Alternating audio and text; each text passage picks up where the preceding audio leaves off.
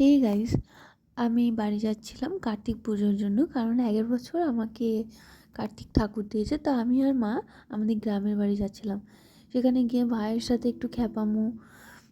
পুজোর দিন খুব একটা বেশি ভিডিও করা হয়নি, তো এখানে আমার ছোট্ট ভাই ও ঘট আনতে গেছিলো, তারপর ঘট নিয়ে বাড়ি যাচ্ছিল।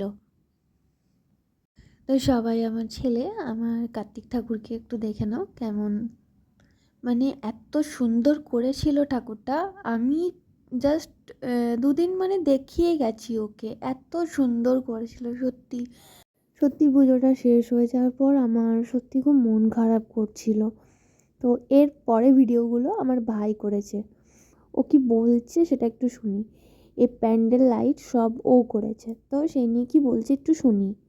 2000 টাকার লাইট, 3 প্যান্ডেল, 5000 টাকার প্যান্ডেল লাইট ও এবং কোড কোড প্লাস সবাইকে দাঁড়াও, ভিডিও হচ্ছে, প্লাস ঠাকুর। বিসর্জনের দিন সন্ধেবেলায় আমরা চা খেতে বসে একটু মজা করছিলাম।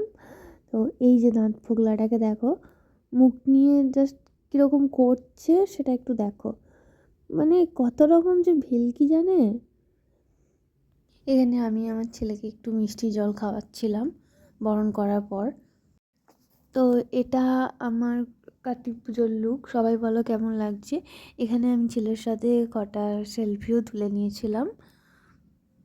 এটা বাড়ি থেকে আসার সময় ভিডিও, তাই মুখটা এরকম বিচ্ছিরি বেজার পড়া, কারণ প্রচণ্ড মন খারাপ করছিল, একদম ভালো লাগছিল না। বাড়ি থেকে আসতে একদম ভালো লাগে না।